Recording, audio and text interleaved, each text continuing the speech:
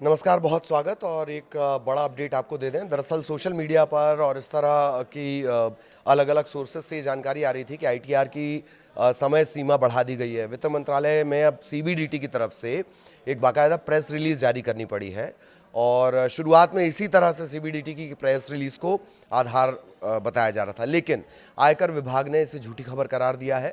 विभाग का कहना है कि आईटीआर फाइलिंग की तारीख में, अंतिम तिथि में कोई बदलाव नहीं है। सोशल मीडिया पर जो खबरें हैं वो भ्रामक खबर थी, झूठी खबर थी और ऐसी एक खबर इनकम टैक्स रिटर्न फाइल को लेकर जुड़ी है। सामान्य करदाताओं के लिए जो असेसमेंट ईयर 25-26 है, उसके लिए आईटीआर दाखिल करने की अंतिम तिथि 15 सितंबर ही है। बहुत टाइम नहीं है अब आपके पास। सोशल मीडिया पर वायरल हो रही कुछ खबरों में समय सीमा बढ़ाने की बात आ रही थी कि 30 तारीख कर दी गई है। अब आयकर विभाग खुद इससे इनकार कर रहा है। अंतिम तारीख को आगे नहीं बढ़ाया गया। Central board of direct tax या सीबीडीटी जिसे कहते हैं, उसने बाकायदा एक प्रेस रिलीज़ भी जारी की कि अंतिम तारीख जो है वो नहीं बढ़ाई गई है। आयकर विभाग ने 14 सितंबर को यानी देर रात एक पोस्ट किया है एक्स पर, सोशल मीडिया एक्स पर पोस्ट किया और इस खबर को फर्जी करार दिया जो ये कह रही थी कि 30 तारीख तक आप अपना आईटीआर फाइल कर सकते हैं। तो लास्ट डेट है, इस पर चूकना नहीं है। अगर इस डेडलाइन से आप चूक जाएंगे, टैक्स पेयर्स खास तौर पर 5,000 रुपये तक का जुर्माना देना पड़ सकता है। केंद्रीय प्रत्यक्ष कर बोर्ड सीबीडीटी, इसकी तरफ से टैक्स पेयर्स को बड़ी राहत ऑलरेडी पहले दे दी गई थी। जो असेसमेंट ईयर है 25-26, उसके इनकम टैक्स रिटर्न दाखिल करने की जो तारीख थी वो 31 जुलाई से बढ़ाकर 15 सितंबर पहले ही कर दी गई थी और इनकम टैक्स ने इस डेडलाइन को लेकर सोशल मीडिया पर अलर्ट भी जारी किया। लास्ट डेट बढ़ने की अटकलें खारिज कर दी गई हैं।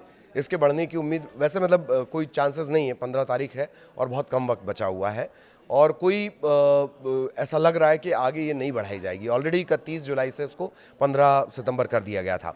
इसके अलावा लास्ट डेट के बाद अगर आप पर चूक जाते हैं तो क्या होगा, डेडलाइन तक टैक्स रिटर्न फाइल करना इसलिए ज़रूरी है क्योंकि इसके बाद आईटीआर फाइल करने के अलावा अलग अलग इनकम के हिसाब से जुर्माने का भी प्रावधान है। इनकम टैक्स की जो धारा 234F है, उसके तहत डेडलाइन के बाद रिटर्न फाइल करने वाले टैक्स पेयर जो होंगे उन पर जुर्माना लगेगा। टैक्स की देनदारी है उन पर जुर्माना लगाया जाएगा। अधिकतम 5,000 रुपये तक ये जुर्माना है नियम के मुताबिक। अगर टैक्स पेयर की जो इनकम है, कुल इनकम 5 लाख से ज़्यादा है, तो फिर देरी से आईटीआर फाइल करने पर उन्हें 5,000 रुपये का जुर्माना देना पड़ सकता है। 5 लाख के हिसाब से कैलकुलेशन हम आपको बता रहे हैं और जिनकी इनकम 5 लाख रुपये से कम है उनके लिए जुर्माने की राशि 1,000 रुपये है। इनकम टैक्स रिटर्न भरने में देरी के चलते जुर्माना झेलना पड़ सकता है।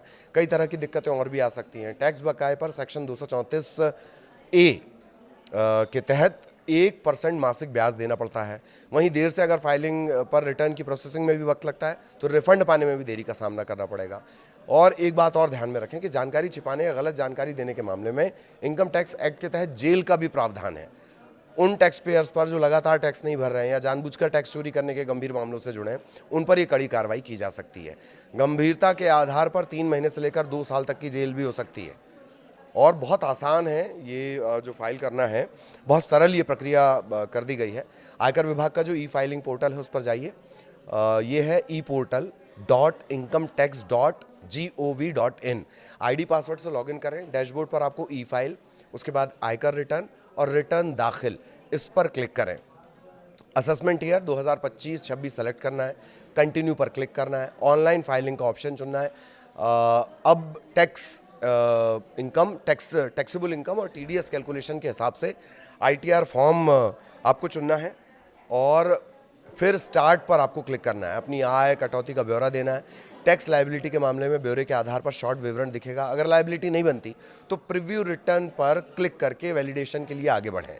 ये वाला ऑप्शन आपको चुनना है। प्रीव्यू देखें, रिटर्न फाइल करें, पेज पर वेरिफिकेशन के लिए आगे बढ़ें और ई वेरिफिकेशन कंपलसरी है। ई वेरीफाई पेज पर वेरिफिकेशन के लिए जो ऑप्शन है, अलग अलग ऑप्शन है, वो चुनें।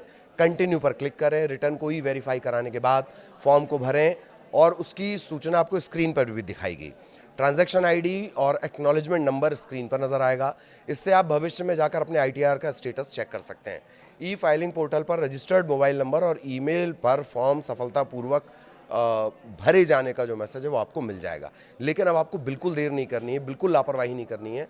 ऑलरेडी आपको करीब करीब 1-1.5 महीना दिया जा चुका है अगर आप आईटीआर फाइल करते हैं तो। और इन खबरों को बिल्कुल नज़रअंदाज कर दीजिए। ये भ्रामक है कि 30 सितंबर तक तारीख बढ़ा दी गई है। 15 तारीख ही इनकम टैक्स फाइल करने की आखिरी तारीख है। नमस्कार।